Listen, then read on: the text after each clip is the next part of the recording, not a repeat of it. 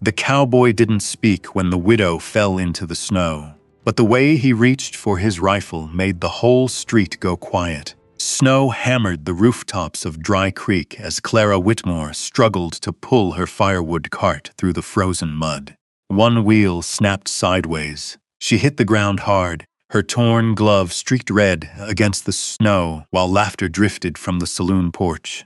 Then came the metallic click of a Winchester being loaded somewhere behind her. Vernon Whitmore's smile vanished first. Mason Reed stood in the storm without a word, steam rising from his horse as every eye in town turned toward him. "Before we go further, tell me where you're watching from tonight." The snow had not stopped falling in 4 days. By noon, the roofs of Dry Creek looked buried alive beneath layers of white ice and drifting powder. Wind hissed through the narrow streets like something angry moving between the buildings. Horses stood with frost clinging to their manes outside the saloon. Smoke crawled from chimneys and disappeared into a sky the color of old tin. Clara Whitmore leaned her weight against the rope tied to the small wooden sled behind her.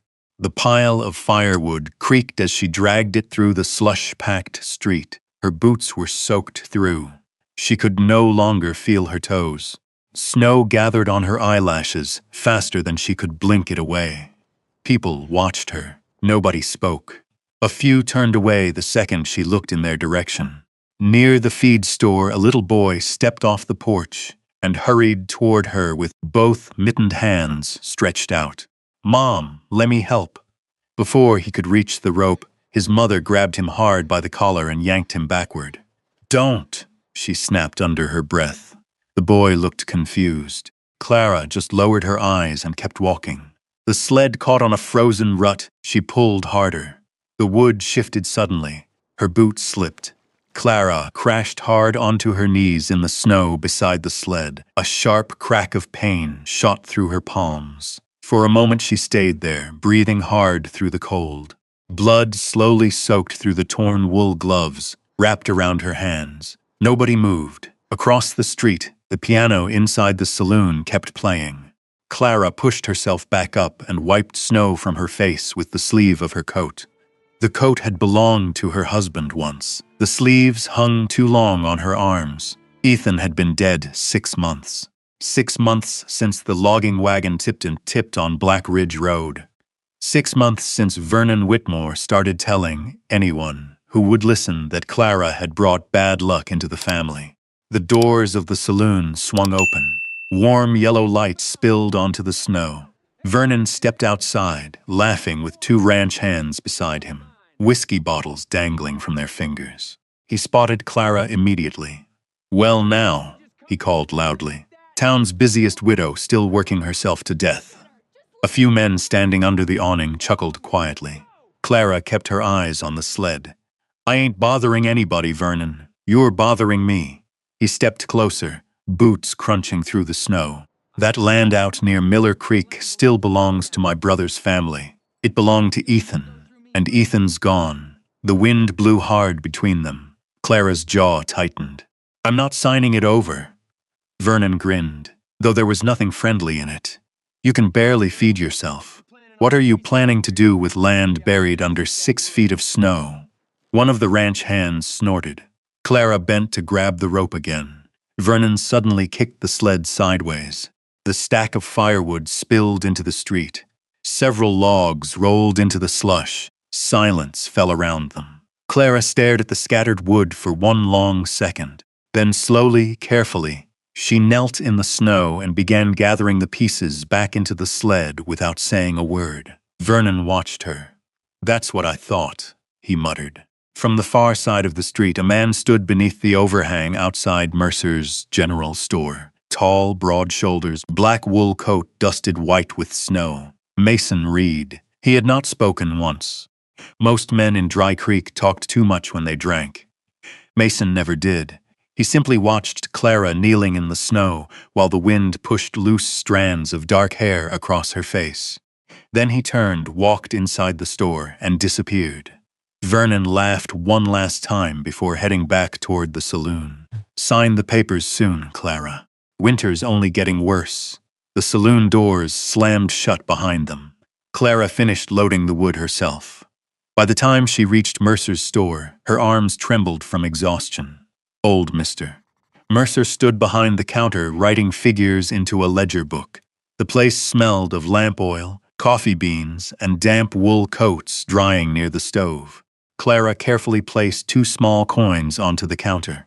"Flour," she said softly. "Whatever this gets me." Mercer glanced at the coins, then at Clara's bleeding gloves. Without a word, he disappeared into the back room. A moment later, he returned carrying a sack of flour, coffee, salt pork wrapped in brown paper, and a small jar of preserves. Clara blinked. "I can't pay for all that. It's covered." She frowned slightly. "By who?" Mercer shrugged as if it meant nothing. "Man already settled the bill." Clara turned instinctively toward the frosted front window. Outside, through blowing snow, she saw Mason Reed mounting his horse across the street. He never looked toward the store. A second later, he rode off into the storm. That night, the wind grew worse. Clara's cabin sat alone near the frozen creek outside town.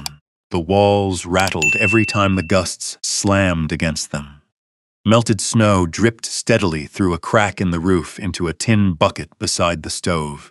She sat near the weak fire, mending a torn shirt by lantern light. The thread shook slightly in her cold fingers. Then came the pounding at the door. 3 hard bangs. Clara froze. Another bang rattled the hinges. "Open up, Vernon!" She closed her eyes briefly. The door burst open before she could move. Snow swirled inside with Vernon and the 2 drunk ranch hands behind him. Whiskey and wet leather filled the room instantly. Vernon looked around the cabin with disgust. "Damn," he muttered. "You really are living like a stray dog." Clara stood slowly from the chair. "You need to leave." "Nah." Vernon pulled folded papers from his coat pocket. "You're signing tonight. I already told you no." One of the men shut the door behind them. The cabin suddenly felt very small. Vernon stepped closer. "You think anybody in this town's gonna help you?" he asked quietly. "You got no husband, no money, no family." Clara's hand tightened around the sewing needle still between her fingers. "I said no." Vernon's face hardened.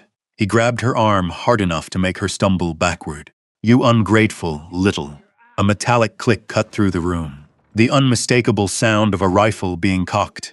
Everybody froze. The wind howled outside. Then a calm voice came from the open doorway behind them. "Take your hand off her." Snow blew through the doorway around Mason Reed's dark silhouette. The barrel of his Winchester rested steady in his hands. And for the first time all winter, Vernon Whitmore looked afraid. Snow blew through the open doorway behind Mason Reed. The lantern flame trembled against the draft. Clara could hear the creek ice groaning somewhere out in the dark. Nobody moved. Then Mason spoke again. Outside, his voice was quiet, calm, that somehow made it worse. Vernon tried to laugh, but it came out thin. "This ain't your business, Reed." Mason took one slow step into the cabin. Snow melted from the brim of his black hat onto his shoulders. "You came drunk into a woman's home after midnight." His eyes never left Vernon. "Looks like my business now." One of the ranch hands shifted nervously near the door. "Come on, Vernon," he muttered. "Let's just go." Vernon's jaw tightened. For a second, Clara thought he might actually reach for the pistol hanging beneath his coat. Mason noticed it too. The Winchester lifted barely an inch. That was enough. Vernon slowly removed his hand from Clara's arm. "You think this changes anything?" he said. "No," Mason answered. "I think it keeps you alive tonight." Silence settled heavy inside the cabin.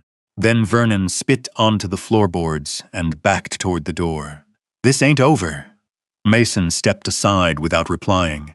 The men disappeared into the storm one after another. Their boots crunched through deep snow until the sound faded into the wind. Only then did Mason lower the rifle. Clara realized her hands were shaking, not from fear anymore, from exhaustion. Mason closed the cabin door against the storm and slid the wooden latch into place. The room grew quiet except for the weak crackle of the stove. "You hurt?" he asked. Clara rubbed the spot Vernon had grabbed. "I've had worse." Mason glanced at the bruises forming near her wrist but said nothing. He leaned the Winchester against the wall beside the door, then looked around the cabin. At the leaking roof, the empty shelves, the thin blanket folded beside the stove. His expression never changed, but Clara saw something tighten behind his eyes. "You can't stay here tonight," he said. "I don't have anywhere else." "You do now." She frowned slightly.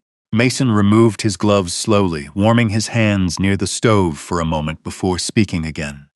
"There's an old horse shed near Miller Pass.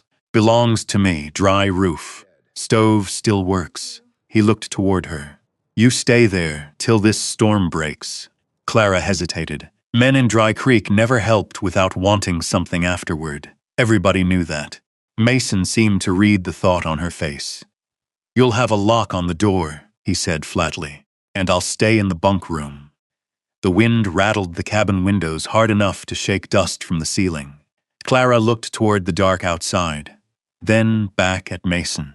"All right," she said quietly. The ride through town happened near dawn. Most windows in Dry Creek stayed dark beneath the storm, though a few curtains shifted when Mason's wagon rolled past.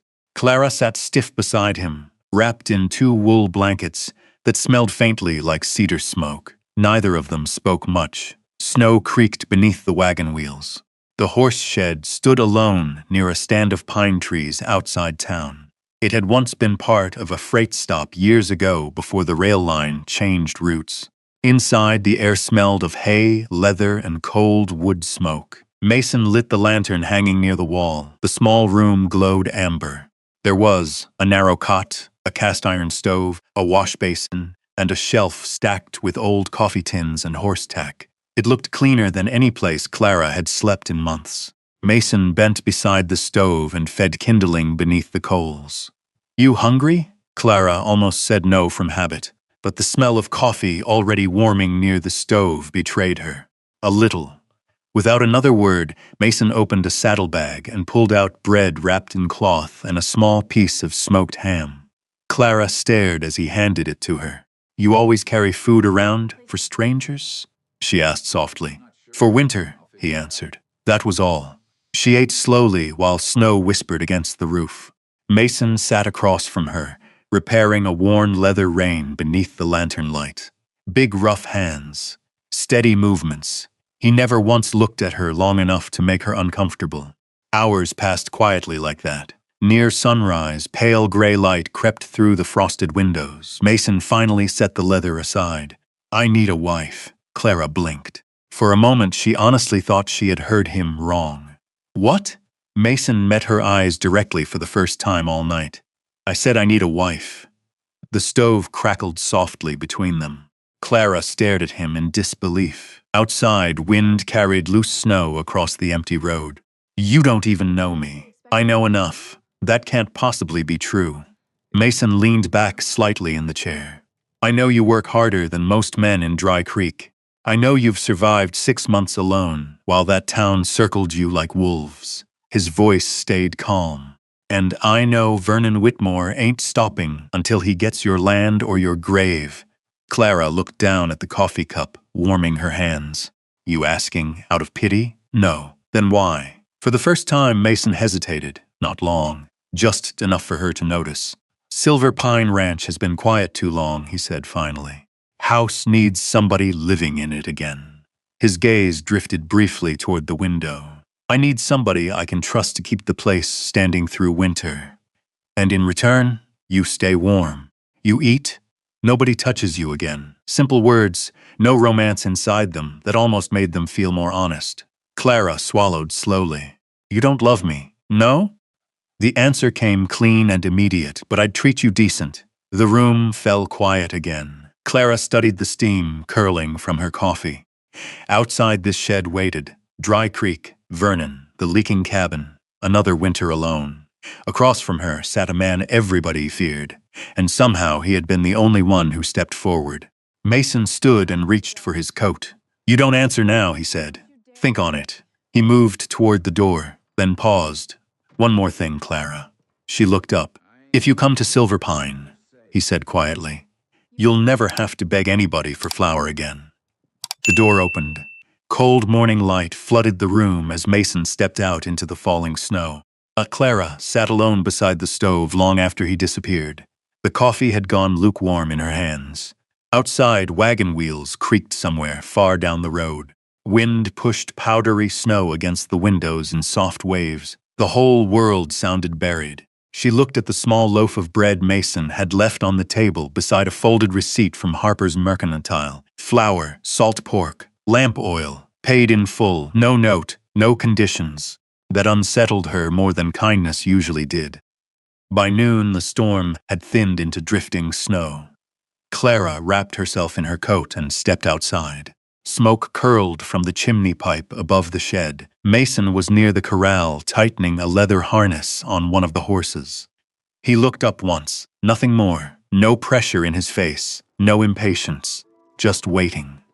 Clara slowly walked toward him through the snow. "You still asking?" she said. Mason pulled the glove tighter around his wrist. "Yes, and if I say no, I'll take you back to town." No anger, no wounded pride. That answer stayed with her. She glanced toward the distant outline of Dry Creek barely visible through the white hills. Then she looked back at him. "When?" Mason paused. His breath drifted in the cold air. "You saying yes?" Clara swallowed once before nodding. It was small, barely visible, but Mason saw it. He lowered his eyes for a second like a man absorbing unexpected news. "We leave in an hour," he said quietly. The ride to Silver Pine Ranch took most of the afternoon. They followed a narrow road winding through frozen pines and steep ridges where old wagon tracks had nearly vanished beneath snow. Mason drove while Clara sat beside him under a buffalo wool blanket. The horses breathed steam into the bitter air. Neither of them talked much. Now and then, Mason pointed silently toward dangerous patches of ice or fallen timber ahead.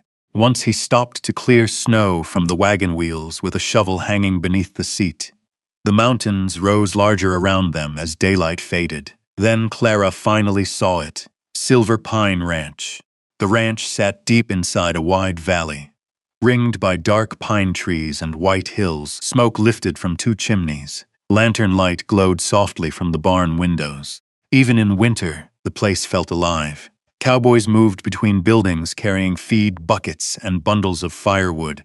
Horses stomped inside fenced corrals. Somewhere nearby, a dog barked once before disappearing behind the stable. The wagon rolled beneath the wooden ranch arch. Silver pine burned into the timber overhead. An older cowboy stepped onto the porch as they approached. Tall, gray-bearded, heavy coat buttoned to the throat. Old Ben Carter. He stared at Clara, then at Mason. "That her?" he asked, bluntly. Mason climbed down from the wagon. "Yes." Ben spat tobacco into the snow. That seemed to be the end of his opinion. The front door opened before Clara could speak. Warm light spilled onto the porch. A woman near 50 stood there holding a kitchen towel in one hand. "You finally made it," she said. Her voice carried warmth Clara had almost forgotten existed. June Harper walked straight past Mason and reached for Clara's frozen hands. "Lord above, your fingers are ice cold." Clara blinked in surprise. June simply pulled her inside before she could answer. The house smelled like beef stew, coffee, and burning cedar logs. Heat wrapped around Clara so suddenly it almost hurt. Near the stove, wet gloves hung drying beside iron skillets. A clock ticked softly on the wall.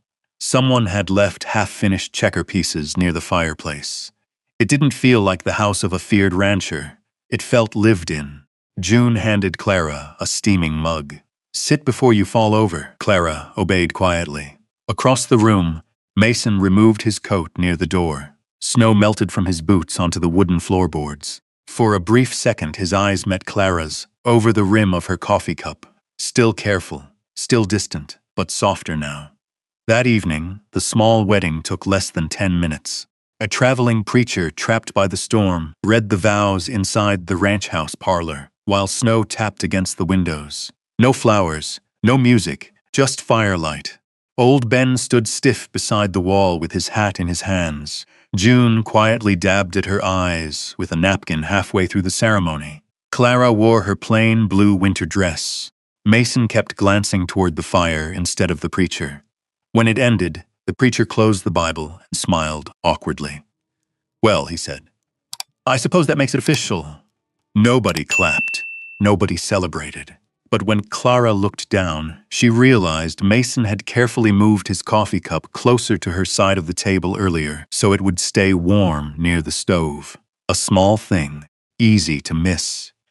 Yet somehow it made the silence feel less lonely. Later that night, Clara stood alone beside the upstairs bedroom window, staring across the snowy valley. Silver Pine rested quiet beneath moonlight. For the first time in months, nobody outside was pounding on her door. Nobody was demanding land papers. Nobody was calling her cursed. Down below, she spotted Mason crossing the yard alone with a lantern swinging softly beside him.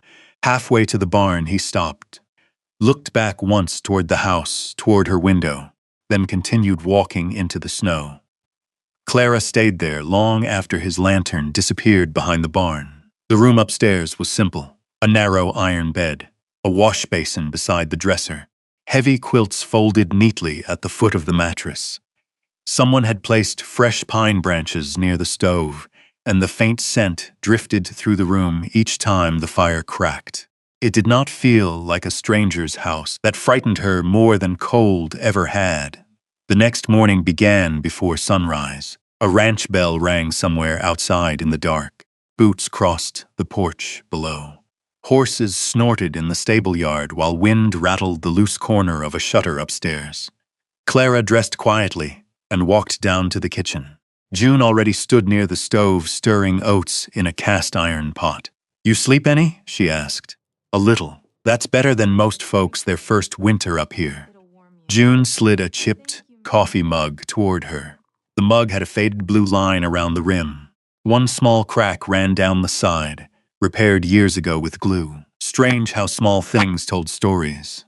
Clara wrapped both hands around the warmth.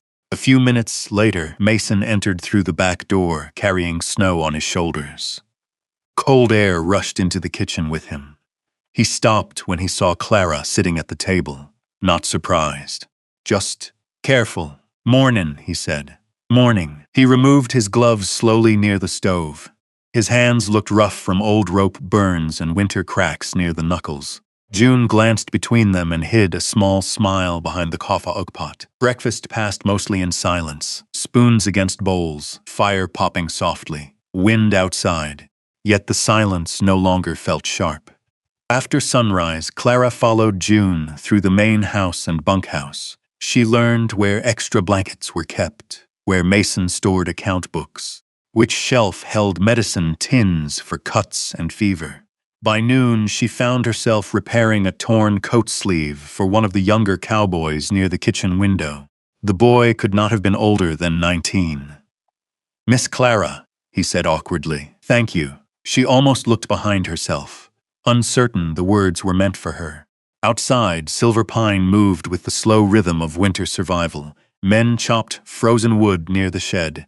A pair of horses dragged feed wagons across packed snow. Somewhere farther off, axes struck timber in steady echoes through the valley. Near sunset, Clara stepped onto the porch, carrying a basket of clean towels. She stopped when she saw Mason kneeling beside one of the horses near the fence. The animal favored its front leg.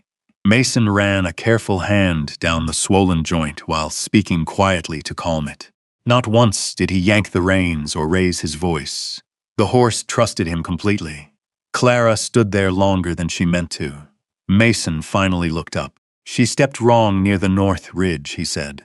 Clara walked closer carefully. "My husband used warm salt wraps once," she offered softly. "Helped swelling." For a second, Mason only watched her. Then he nodded once. "We can try it." That evening they worked beside each other in the stable beneath lantern light. The storm outside had returned. Snow tapped against the roof, while the horse shifted nervously in the stall. Clara held the cloth steady, while Mason wrapped the leg. Their hands brushed once. Neither pulled away quickly. For a brief moment the stable fell very still. Then the horse snorted loudly and both of them stepped back at once. Mason cleared his throat. "You should get inside before the cold worsens." Clara nodded. But before she left, she noticed something hanging near the rear wall of the stable. A small child's scarf, blue wool, old, carefully folded over a nail. She looked at it only a second before Mason quietly moved between her and the wall. Not angry, not harsh, just closed off again. That night the wind screamed across the valley hard enough to shake the windows. Clara woke sometime after midnight. At first, she thought it was the storm. Then she heard it again. A man shouting. Downstairs. Raw. Broken. She threw on her coat and hurried toward the hall. The sound came from Mason's room. No. His voice cracked hard enough to stop her cold. Get inside, Hannah. Another sound followed, like someone struggling to breathe. Clara slowly opened the door. Mason sat on the edge of the bed, drenched in sweat despite the freezing room. One hand gripped the blanket so tightly, his knuckles looked white. His eyes were still shut. Lost somewhere years away. There's too much snow, he muttered hoarsely. I'm trying. Clara stepped closer before thinking. Mason. He jerked awake instantly. His hand moved toward the revolver beside the bed. Then he recognized her. Silence filled the room except for the storm outside. Mason looked away first. I'm sorry, he said quietly. Clara noticed the untouched whiskey bottle near the washstand. Dust covered the cork. He hadn't opened it, not even after nightmares like this. Without a word, she crossed to the stove and added another log to the dying fire. Orange light slowly returned to the room. Mason sat there breathing hard while snow hissed against the windows. Neither of them spoke for a long time. But when Clara finally turned to leave, Mason's voice stopped her. My wife and son died during a winter storm, he said. Very calm. Too calm. Clara rested her hand lightly against the doorway. Behind him, the fire crackled softly. I know what it feels like, she answered. Mason lowered his eyes. For the first time since she met him, he looked less like a ranch owner, and more like a man who had simply gotten tired of carrying grief alone. Mason did not speak again that night. Neither did Clara. She left quietly and closed the bedroom door behind her, while the storm rolled across the valley outside. Upstairs, she lay awake, listening to the wind scrape snow against the roof. But sometime near dawn, she realized something had changed inside the house. The silence no longer felt empty. Morning came pale and gray. Thin smoke drifted from the bunkhouse chimney, while cowboys crossed the yard carrying feed sacks through fresh snow. Clara tied on June's old kitchen apron and began kneading biscuit dough before sunrise. She was reaching for flour when Mason entered. For a second, both of them paused. The memory of the night before still hung there between them. Mason removed his gloves slowly. You didn't have to start breakfast alone. I woke early. He nodded once, then quietly reached for the coffee pot before she could lift it herself. A small thing, but he remembered her bandaged hand from the wood cart rope burns days earlier. Clara noticed. So did June, who suddenly found the stove very interesting. The days settled into rhythm after that. Snow still covered the valley deep enough to bury fence posts, but inside Silver Pine, warmth slowly returned in pieces. Clara patched winter coats beside the fire, while old Ben pretended not to appreciate it. She reorganized the pantry shelves, started leaving extra biscuits near the stable for the younger ranch hands too shy to ask for more food. Little by little, laughter returned to rooms that had forgotten it. One afternoon, Mason came inside, carrying broken harness straps over one shoulder. He stopped short at the sound coming from the kitchen. Clara was laughing, not politely, not carefully, real laughter. June had spilled potato peels across the floor while arguing with old Ben over burnt coffee. Even Ben looked seconds away from smiling. Mason stood there longer than he realized. Clara looked up and caught him watching her. The laughter softened but did not disappear. Something warm moved across Mason's face so briefly she almost missed it. That evening, snow began falling again, heavy, this time, the kind that swallowed roads and buried tracks before morning. Mason and Clara repaired fence markers near the lower pasture before dark settled completely. Wind pushed hard across the valley while horses shifted nervously behind the rails. You should head back, Mason said. Storm's turning worse. Clara brushed snow from her sleeve. You always say that 5 minutes too late. A faint grin touched the corner of his mouth. There it was again. Small, careful, but real. Then the sound came. A sharp crack somewhere beyond the trees. Both of them froze. Another horse screamed from the far corral. Mason moved instantly. Stay here. But Clara was already following him through the snow. They reached the north fence line minutes later. One of the ranch horses lay near the gate, trembling in the snow, blood dark against its pale coat from a gunshot wound to the shoulder. Not fatal, but deliberate. Mason crouched beside the animal, jaw tightening hard. Then Clara saw it, carved into the wooden fence post beside the trail send. The widow back. The letters looked fresh. Knife marks still visible beneath the frost. Wind moved through the pine trees with a low, hollow sound. For several seconds nobody spoke. Then Mason slowly stood. His eyes had gone cold again. Not angry, worse than angry, certain. He crossed onto my land, he said quietly. Clara stepped closer to the fence. You think Vernon did this? I know he did. Snow collected on Mason's coat while he stared toward the dark tree line beyond the ridge road leading back toward Dry Creek. He's testing how far he can push. The injured horse struggled weakly behind them. Clara looked again at the carved words. For months those people in town had spoken about her, like she carried death in her shadow. Now the shadow had followed her here. A hard knot settled in her chest. I'm sorry, she whispered. Mason turned sharply toward her. For what? This. He stared at her like he truly did not understand the question. Then he walked back toward her through the snow until only a few inches remained between them. You didn't bring this here, he said. His voice stayed low beneath the wind. He did. Clara looked down briefly. Mason hesitated, then slowly pulled off one glove and brushed snow from her coat sleeve with rough, careful fingers. The gesture lasted barely a second, yet it carried more tenderness than either of them knew what to do with. We go inside, he said softly. Storm's getting worse. As they walked back toward the ranch house together, Clara glanced once over her shoulder toward the black trees at the edge of the valley. Somewhere out there, Vernon Whitmore was watching, and for the first time since arriving at Silver Pine Ranch, Clara understood the peace she had found there would not last much longer. Maybe that's what makes a place feel like home in the first place.